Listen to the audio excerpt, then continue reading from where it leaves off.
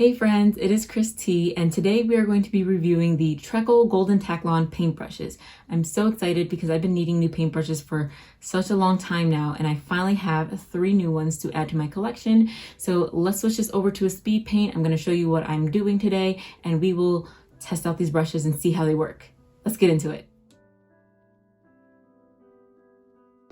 So the first brush I'm using is a size 10 round brush. The second brush I'm using is a size 6 Filbert brush. And then the third brush that I'm using is a size 0 script/rigger brush. So once again, these brushes are all from the company Trekell. They are Golden Taklon and they are all the 6-inch handle brushes. Also, I am using fluid cold press watercolor paper. It is 140 pounds, 300 GSM. And the paints that I'm using is Core watercolor paints. So the painting you see me doing here is a portrait of a person that I found on Pinterest. I will have a link of that in the description below. So this painting was actually done in a very different style from my usual style. I did this more realistic portrait style painting instead of my usual cartoony anime style. I don't know why. I guess I was just feeling inspired by the picture that I saw and kind of wanted to keep it true to how it looked. And I really like how the sketch came out. I was really excited to paint it, and I was excited that I got these brushes in the mail today to try them out.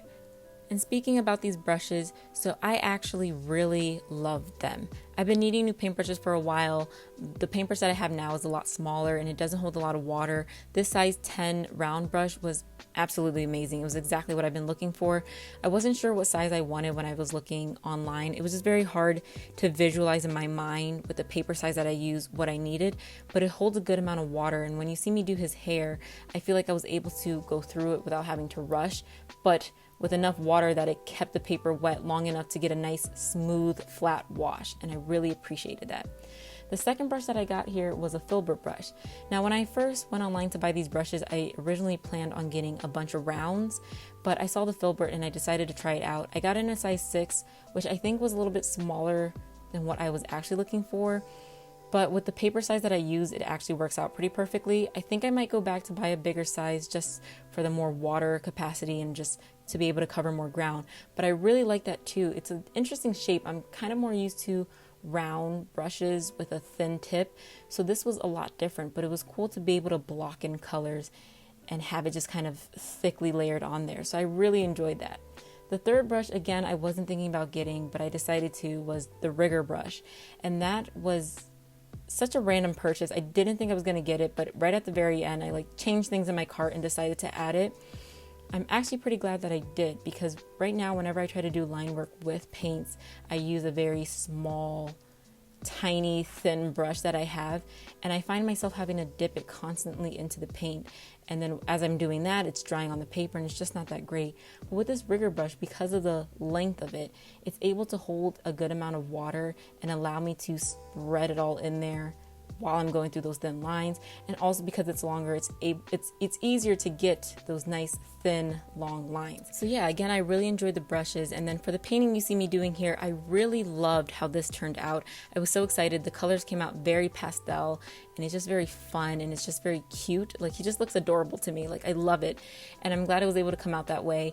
In the beginning, I felt like I messed up by adding those harsh colors of pinks around because that dried very fast and I wasn't able to blend it out the way I wanted to. But as I'm going through, every time I use watercolors, I feel like I make a mistake that I know not to make, but I just do it anyways. And then I'm like, oh yeah, I knew not to do that because I've done that before. So that was just a rookie mistake, I guess, but it's okay. I think I was able to blend it out pretty nicely anyways with the other colors going around in this painting. And overall, even though I thought his eyes were kind of dark with that pink around him, I think it kind of adds to the painterly style of this image. I also want to apologize because I didn't paint his eyeballs until close to the end, and it looks very creepy for the duration of me painting this. Didn't notice when I was painting, but when I was looking back on the footage, I was like, yeah, that's a little bit creepy right there. So all in all, I didn't have much to say. I just kind of wanted to talk about the brushes. I really enjoyed them. I definitely think I'm going to go back and get some more rounds and some more Filberts, and I might even get a few other brushes eventually. Not right now because those brushes are pretty expensive. The big round 10 was $16.14 USD, which was very expensive. So if I want bigger brushes or bigger size brushes, I know they're going to be kind of expensive. But overall, very glad with this purchase, and glad that I got to try this out on this specific painting.